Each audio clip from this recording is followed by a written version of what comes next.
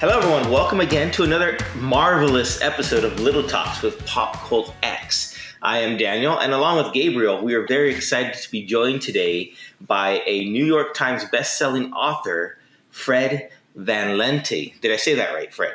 Van Lente? Close enough. Well, I'll just call you Fred just to... My family's always pronounced it Van Lente. Van Lente. If we were in Amsterdam, it would probably be Van Lente. Van Lente, okay. But, got a little Americanized there. Everyone thinks I'm Italian. And I was born on Valentine's Day, so that makes it even more. Oh, goodness. I get you with the last names. My last name, it's been messed up since I was little. And the Americanized version of it, my dad, he just goes with it, doesn't even correct people anymore. So it's just like, okay, I'll go with that. Why not? Yeah, if we were, at Starbucks or something, I would just be like... You asked, so I did ask. Do my part for the family. Well, welcome to the show, Fred. It is great to have you here. Thanks for having me. I came into your... I want to say I learned about you as I was doing some research because I wanted to look up some comedic monologues to get back into my acting phase, get back into that mode. And so I was in my library app and I was looking up comedic monologues, and then your novel 10 Dead Comedians showed up. So I was like, what is this? I'd never heard of it before. I read the short description of it and it sounded hilarious. So of course, I read it, and absolutely fantastic book, fantastic novel. And then as I'm reading it, I go, who is this guy? Never heard of him before. So then I go start to look you up, and I see your prolific writing credentials within the comic book industry. Wow. It is just amazing. True. You've done everything from like Amazing Spider-Man, Captain America, Taskmaster, Marvel Zombies, XMen Noir. It's just, and then that's just on the Marvel side, which is what I'm a big fan of. You've also written for DC. You've done Archer and Armstrong, which I just started to look up, and they sound fabulous. I'm going to start reading them soon. But I'm not a big comic book fan until recently. That's Gabriel's side. So Gabriel, when I saw his credentials, you can tell from Gabriel's background that's more his. Exactly. I thought this would be wonderful for Gabe to have a chance to chat with you about comic books, because I know Gabe's a big comic book fan. Sure. So. Yeah, so I have a ton of questions for you, Fred. I want to thank you once again for joining us on our little podcast here. I don't want to inundate you with too many fanboy questions, but just briefly, can you let us know? That's what I'm here for. Can you let us know how you got started in the industry? The Cliff Notes version, if you will. Sure.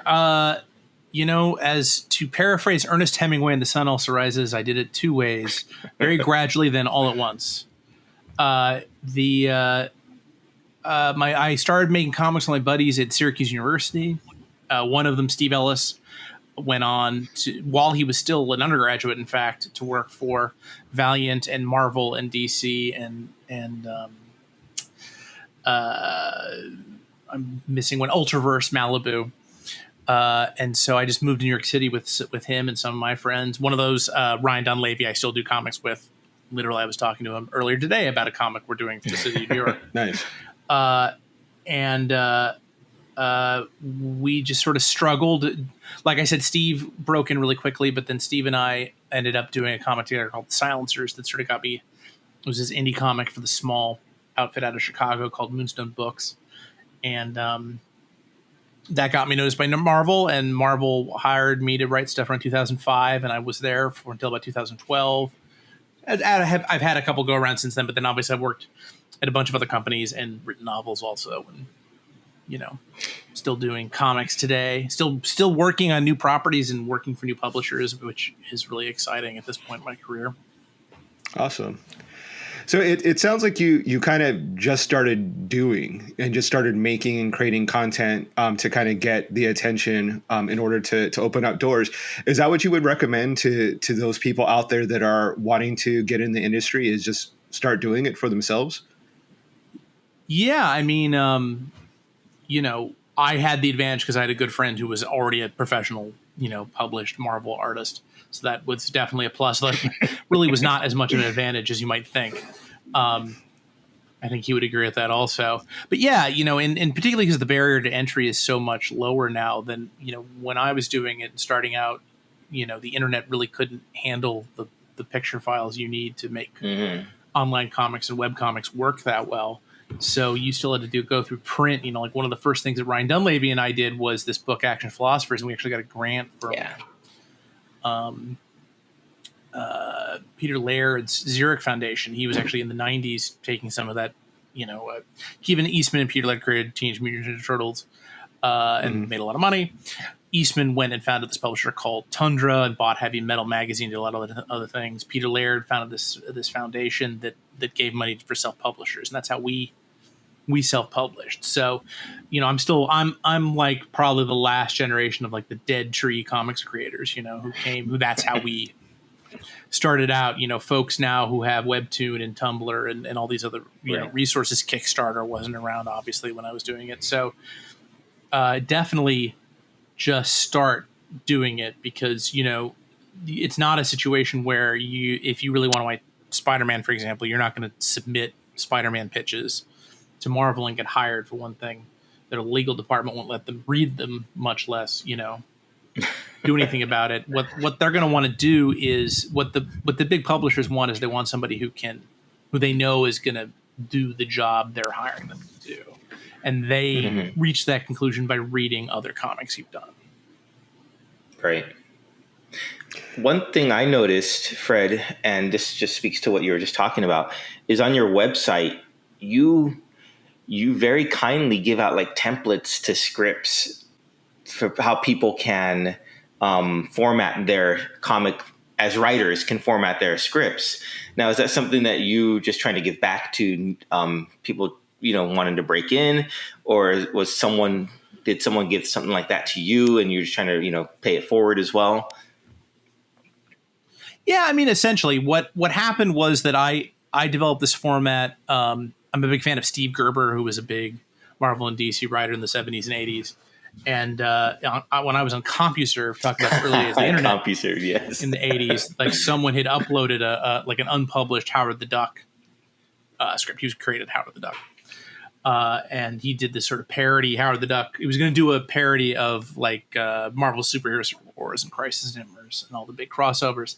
And so I just sort of copied his style because it was there, and I was sort of very flattered that other like letterers in particular were recommending people use that format because I like how it looked.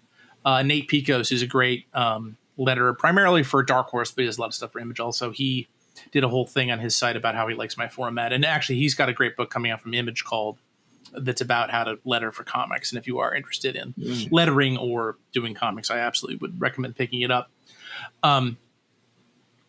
But yeah, I ended up doing those templates because he actually wrote a whole article about his format, and now a bunch of pros use my format as their primary, cool. template. Like Jim Zub and Greg Pox adopted it, and Mags Pasagio, and I've seen a lot of other people use it, and it's very crowded. It's very cool. It's a very cool feeling. That's cool. It's one of those things that like I think only I know about because it's not like and it's not like it's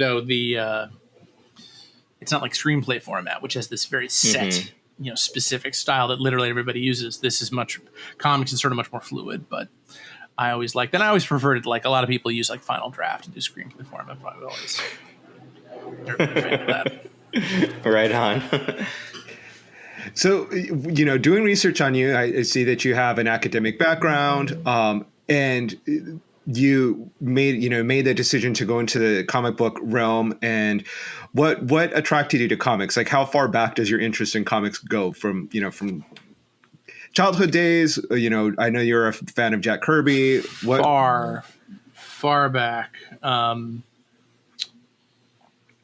first thing I remember reading was my father's copy of this 1966 book called The Great Comic Book Heroes, which was this book that the cartoonist Jules Pfeiffer did. It was sort of this wave of the superhero nostalgia that was partly inspired by the success of the Adam West Batman TV show, which also premiered early in 1966. I'm I was born in 72, so I don't sound like I'm that old. But someone had given it to my dad for his birthday, and it was lying around the house, and it's got a bunch of comics in it, and like in addition to Pfeiffer's essay where he talks about growing, learning the business in the comic shops of the late 40s. He started out as a assistant to Will Eisner, who created the Spirit. But it was this very funny essay, and it sort of showed his. I guess one thing that never really like sunk in until right now I started talking about, which is funny because I've told the story like literally 700 times, is that Pfeiffer has some of his old comics from when he was like a child, like a 6-year-old, and he reprinted those. And I think that's sort of what inspired me to sort of copy him because it wasn't just the fact that there were like the origins of Captain America and Hawkman and Superman and Batman and all that stuff, but Pfeiffer actually put in his own childish like copying of the Golden Age comics, and that kind of imprinted on me, I think, at a very early age. And as a kid, I started drawing comics and writing comics. My mother got sick of like reading this book to me to the point where she was like, "I'm not reading this to you anymore." So I would actually I just sort of sat there and like stared at the pictures and tried to figure it out on my own. Awesome. Yeah. So, speaking of those iconic characters, you've tackled some really iconic characters, on your resume and in your work. I would imagine that's incredibly intimidating, having, all of the fanboys, having these big publishing companies sort of peering over your back to, see what you're going to do with these characters. How do you tackle that? How do you tackle, someone that is so well known, loved, beloved, and put your spin on it, but still honoring the character? Well, you kind of have to be arrogant, to a certain degree, like false modesty never, I think that doesn't help anybody in life, but it certainly does not help you in show business. You've got to be kind of largely full of shit, I think, to kind of make it in this, in this business, because you kind of have to believe your own hype. Otherwise, yeah, you do get intimidated and it can be very, frightening. But I spent my youth like thinking of all these comic stories. So it's just stuff I'd done since I was a kid for fun. And my friends, my buddies and I would come with our own stories for these various characters in college and stuff. So it's not like it was now I was just getting paid for what I was doing for free anyway, so it's not like I was just sort of like, I just didn't, the opportunity didn't just sort of fall out of the sky. I'd been prepping myself for this opportunity literally almost my entire life. Right. So it actually was not, your question is sort of interesting to me because it literally never occurred to me that I couldn't do it. Like it's interesting. Nice. You make a good point. Like, but it didn't intimidate me because, like I said, you picture you have the ideation right of doing it, and then when it actually comes time to do it, And the other aspect of it is that you never like. The companies are almost never going to come to you and say, "Well, what do you want to do with Spider-Man?" It's always like, well, this is the current state of the Spider-Man strip. You now have to do something in this box that we've put you in. Mm-hmm. It's like an escape room. It's like you got to figure out how to get out. So you have this crazy, hoops and locks to pick and stuff. So part of it is just the pure. I love puzzles. I love riddles and figuring stuff out. And that's sort of I really kind of get off on the sheer number of obstacles they try to I'm doing a job right now for a role-playing game where I've got to write a bunch of stories and all I have are these illustrations from the game book. And it's like, it's just, here's a raft and a guy and a goblin and there's a barrel and there's palm trees and it's a beach. And then you're like, what? It's just a bunch of random stuff, And so I actually really get a kick out of trying to figure that stuff out. That's cool. Nice. That's really cool. So with the state of the, I'll say, comic book industry and superhero movies, has there been any one of your stories that you'd say, damn, they should make that into a movie, or any one of your, comic books that you've written that you say that would be a perfect movie? Why aren't they doing it? Well, I've had Cowboys and Aliens was a book of mine that got turned into a movie. Yes. Right. I had a bunch of characters and a book I did called MODOK's 11 that got incorporated into Patton Oswalt's great MODOK's on Hulu, right? Marvel's MODOK TV show on Hulu, which I highly recommend.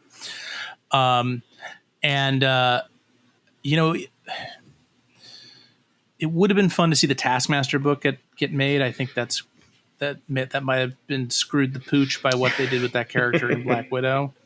But maybe not, considering what they did with the character in Black Widow. I suppose it doesn't preclude another Taskmaster from coming into the MCU later on down the line. If you have a pulse and you have an independent comic, they're going to... Like, I had a book called Dark Horse, from Dark Horse, called Weird Detective, that was optioned forever for a TV show. And I have other, non comics properties, perhaps ones that have been mentioned on this podcast before, that are currently under option and being developed. So that's very exciting. But yeah, so I'd love a Weird Detective. I just like that book. I think that'd make a great movie. With the Marvel stuff, it'll be interesting. One of my favorite things I did with Marvel, and the thing that really sort of put me on the map, was when Greg Pak and I did Incredible Hercules, which is a unique strip that everybody seemed to get a kick out of. Unfortunately, Marvel then got bought by a company that has its own Hercules property. So the idea that the Marvel Hercules is going to supplant the Disney Hercules anytime soon seems fairly unlikely. But I've heard they've been developing Archer and Armstrong. I mean, it's Hollywood; they're just a bottomless maw for material. Yeah, that's true.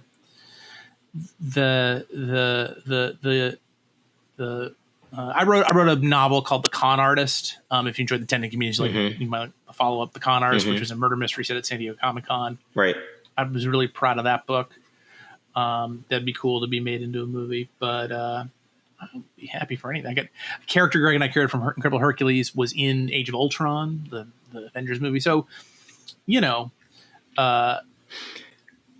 it's happened. I guess a follow. And there's no reason not to think it won't happen again. Right. Well, how much input as a writer? Because I know some authors that I've read, and they don't want their characters turned into movies because they lose control over the character. Do you feel that way at all about any of your characters that you've created, that like, I don't want them made into a movie because this is my vision for that character, and I know Hollywood's going to ruin it?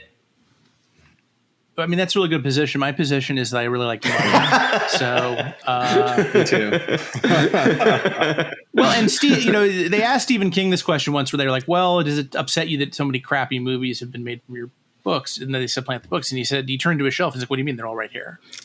Okay. What you find, like for example, one thing comics pundits complain about a lot is that why haven't comic sales gone up? Because there's so many movies, why aren't movie sales going through the roof? But I can tell you that the problem with that kind of myopic, or maybe insufficiently myopic view, is that they do go up. Like Cowboys and Aliens, the book is one of my New York Times bestsellers, and it would not have been had there not been a movie coming out at the same time. You know what I mean? So what happens is that the movies do promote the books, maybe not as much as the fans would like.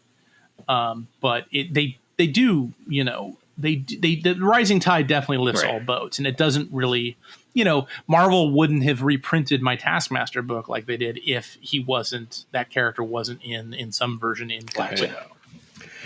I'm curious.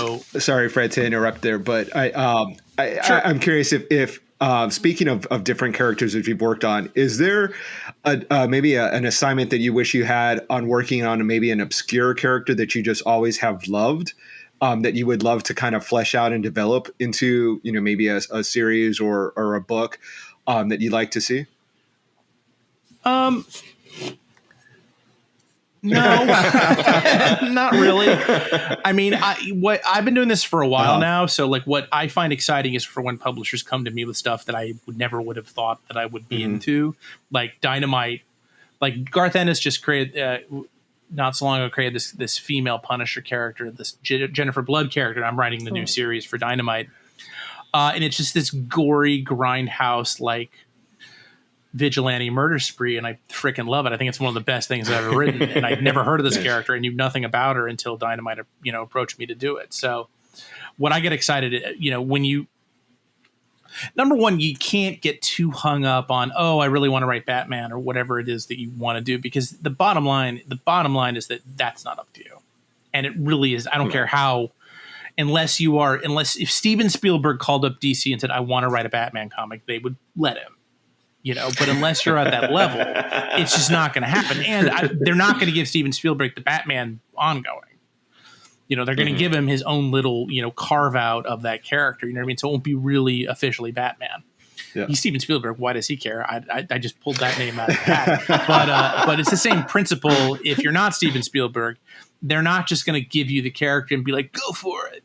That's not how that works. Yeah. There's always some sort of initiative that the company is going to want you to enact or work on, So, it'd be fun to do like maybe some of the Jack Kirby. At one point I was talking to DC about doing some of the Jack Kirby characters like Challenge of the Unknown or the Demon or something like that. It'd be fun to do the Doom Patrol, the original Doom Patrol, but mostly DC characters haven't really worked for DC. So I guess it's sort of more, that's the one sort of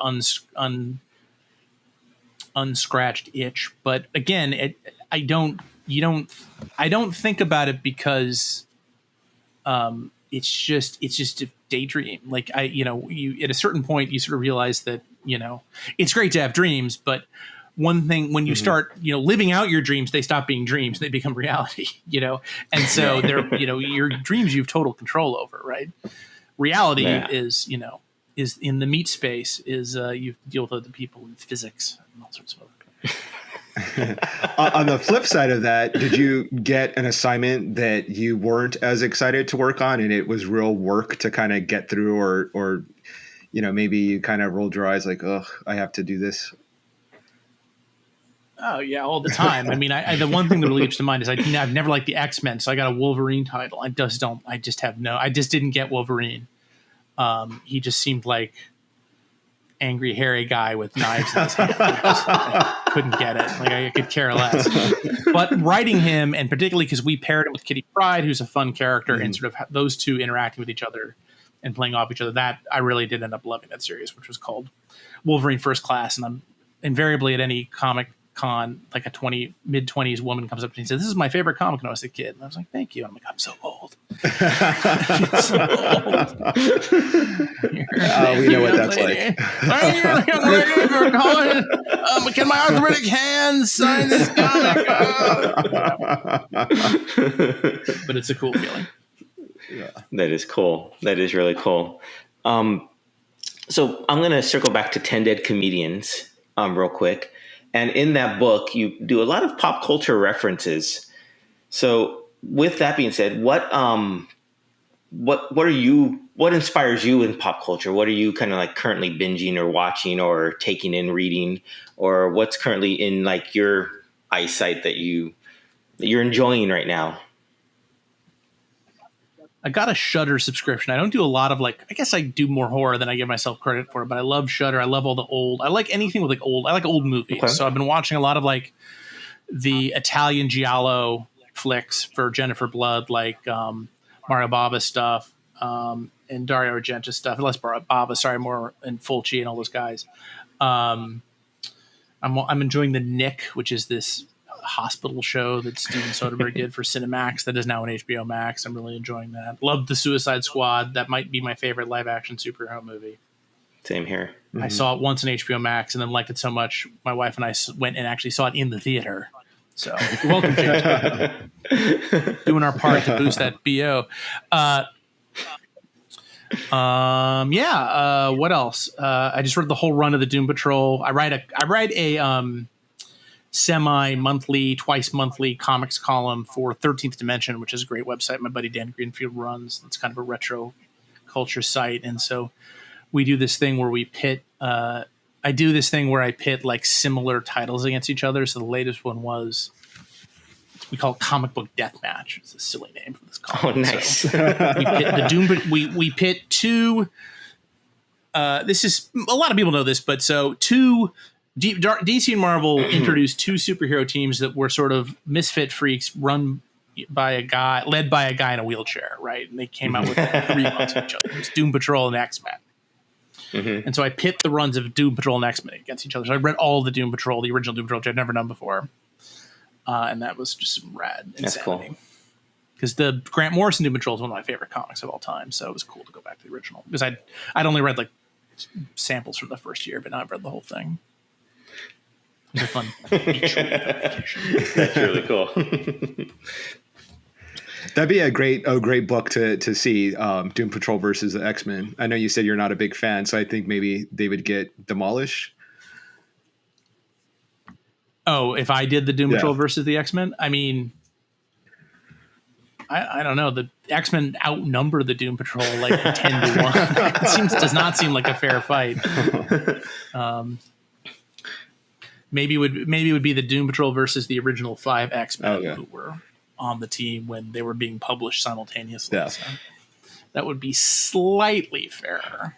Well, but speaking of DC and Marvel and Doom Patrol and the X-Men crossover, so I was reading Marvel Zombies last night, just kind of get into the moment for today, and they talked of there's multiverse, omniverse, alternaverse. Is that something that you guys just like?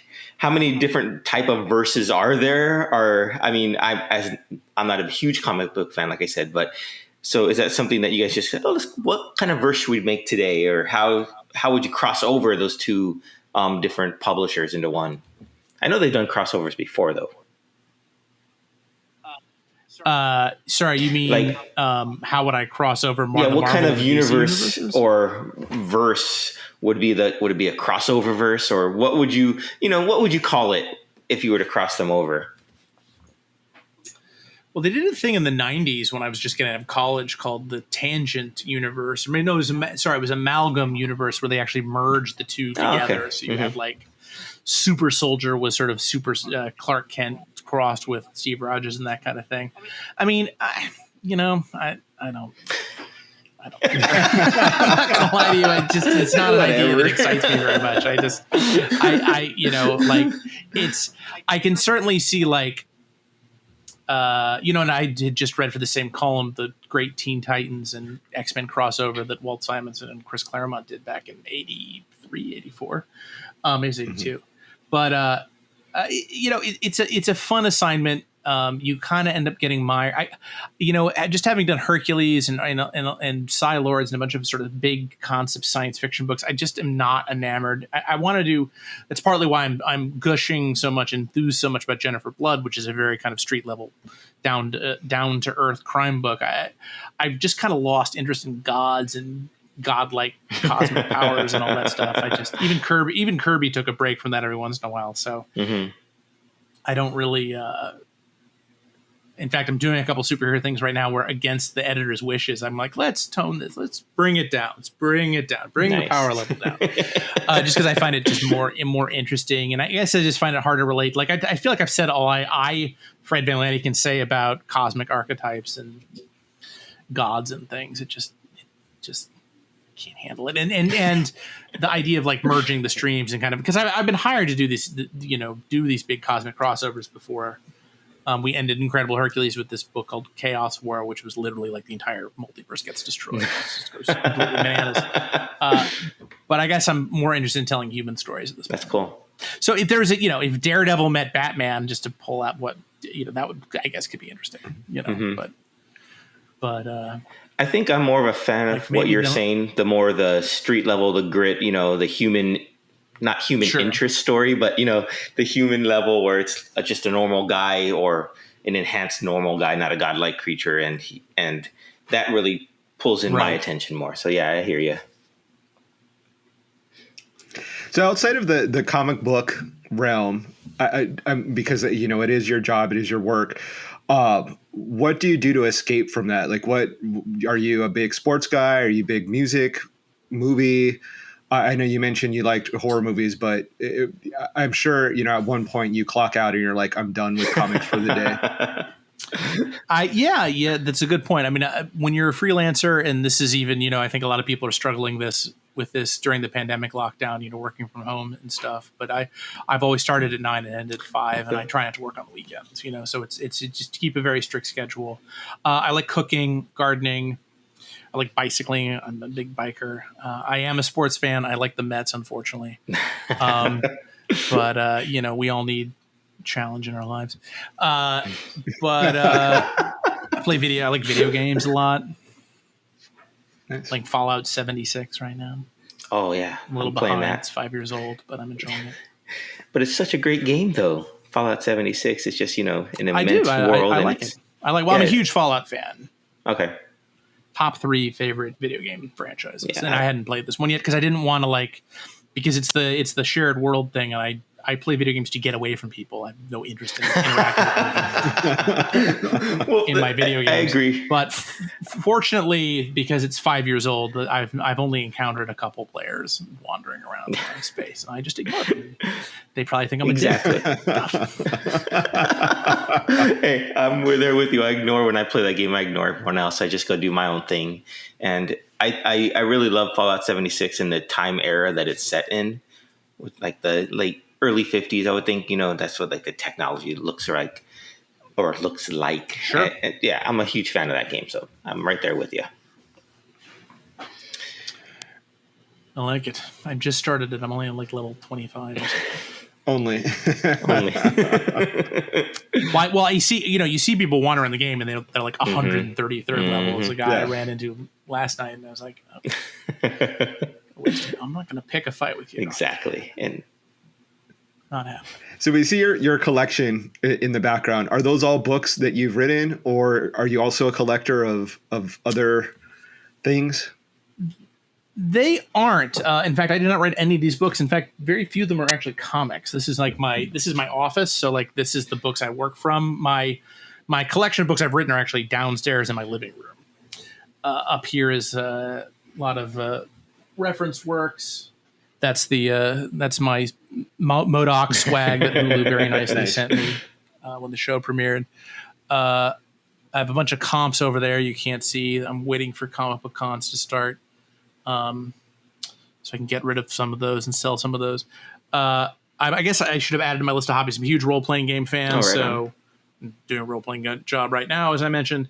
So I have all my role-playing games over here. I guess it's slightly more interesting if the camera's pointed that way. But I don't one thing, my microphone's in the way, so I'm not going to do that. We like the... and I guess I guess over here also we have all the Jack Kirby stuff and a lot of the omnibuses I have. I like all the Marvels. I've got the Marvel 70s monster stuff, like Werewolf by Night. That's fun. Son of Satan. Nice. That's really fun. Now, you wrote a play on the life of Jack Kirby with your wife. Is that correct? I did. I co-wrote it with my wife, Crystal Skillman. Yeah. Now, you guys, I think I read that during the pandemic or 2020, you guys translated that into an audio podcast play. Is that correct? We did. It is called King Kirby. It is available wherever you can get on Spotify, iTunes, wherever you get your podcasts. That's cool. And just it was Kirby's birthday as we're speaking just this past Saturday, and we dropped the binge episode, which is all episodes as one episode. Oh, nice. So, nice. Yeah, definitely. If you're the impatient sort, you can listen to that. Right on. That is really cool. I'll have to go check that out. I mean, I know of Jack Kirby, but I don't know of Jack Kirby. So it'd be fascinating to learn more about his life through your play and podcast. It came out really good. It's a recording of the original New York cast. If you're a Venture Brothers fan, Kirby's played by Steve Rattazzi, who played Dr. Orpheus on the Venture Brothers. And it's just really well done. Our buddy Bobby Cronin sound mixed it and edited it and provided with some great music. We've got some really nice feedback. It's been very successful. It's been a very cool feeling to get that story out there. That's really cool. That is really cool. Gabe, you have any other further questions? Just one last kind of question. Your stuff is everywhere. So, our listeners can find your work everywhere. Hard to escape. Very prolific writer. But even if you want to, you can't get away. But why would you want to? Right. So if someone was going to read, what's the one piece of work that maybe stands out for yourself? I know it's probably like picking your favorite child or something like that. But if you had to pick and say, check out my work, is it the most current thing? What are you most proud of? Well, I mean, at the moment, I'm most proud of Jennifer Blood, the first issue of which drops next month in October. Nice. The FOC, if you want to order your comic store, is coming up. in the next couple weeks. So definitely do that. That's, like I said, a crime, mystery, horror, bloody fun fest Nice. comic in the vein of, I guess, attended comedians, although slightly less jokes. Takes itself slightly more serious than attended comedians, but I think if you were going to read prose, attended comedians, or if you like, or The Con Artist, are my 2 published novels. Although the third one I've contracted for and will be coming Nice. out. Cool. A quick question, and this always has gotten to me. Maybe you can help answer this. So, comic books and comedians or comics, how did those 2 names come together? Oh, maybe I just answered my own question. Comic strips. So they were meant to be comedians or comic. You know where I'm going with that? Like, well, I mean, yeah, there's a sort of a sad / funny story where Johnny Carson was doing a bit on his show, and they were doing a bit on 3D comics, and like the 3D glasses said Jack Kirby, King of the Comics, right? And Carson kind of was like, "What the hell are you? I've never heard of who's Jack Kirby." And went on this whole huge rant about nobody knows who the heck Jack Kirby is, because he, of course, thought he meant King of the Comics meant like what he does, the comics. So he had to go back the next day to go. His staff had to go back and apologize to Jack Kirby the night before. So Johnny Carson was also tripped up by that. So you're in good company. It's because comic strips were mostly jokes, and that's why they call them comic strips. Even though even in the 1920s you had strips like Tarzan and Buck Rogers that were adventure strips and weren't comedic at all. But it's funny because all of the words, like bande dessinée, which is the French term, means it means strips. Now I've just shot myself in the foot because I can't remember what the word means. But all this stuff ends up being archaic. Manga means humorous drawings, literally in Japanese. That's where that word comes from. When obviously there's plenty of manga that has not humorous. Not funny at all. Right on. Some of it's downright depressing. Well, that is wonderful to learn, and I'm glad that I'm in good company. That's right. You and Carson. We go together. King of Lente. Well, thank you again, Fred. We really appreciate you taking some time to chat with us today about comics and your novels and your work, and enlightening me, at least, into some topics there. And your book, Jennifer Blood, I'm really looking forward to that. That sounds like it'll be right up my alley, something that I'm going to actually go out and buy a comic book. How about that? I'll do it. Do it. Your friends will think you're cool. Exactly. Finally, I'll think Danny's cool. See? There you go. It's already working. It's already working. Got that 41 Jennifer years Blood in the street making. There you go. Thank you so much, Fred. It was an honor. Yes, thank you very much. Have a wonderful day. We appreciate your time.